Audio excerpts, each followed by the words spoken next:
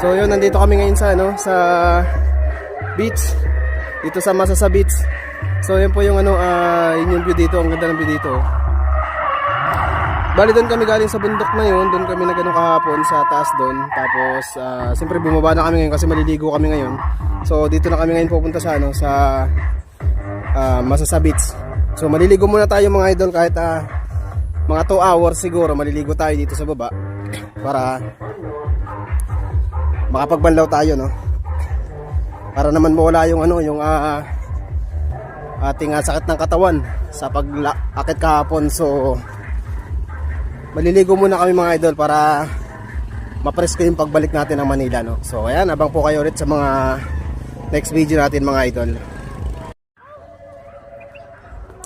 So ang ganda ng view dito mga idol, oh.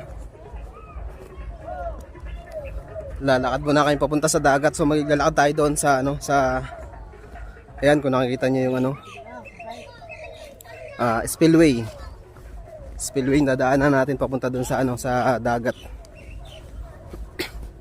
So yung mga kasama natin nasa unahan.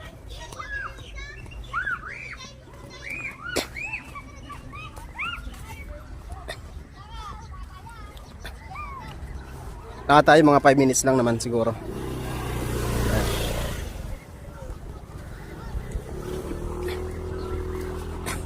Mainit.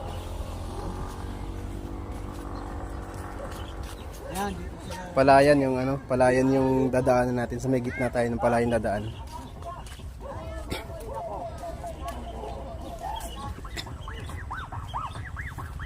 Kasi ang ganda ng view sa taas.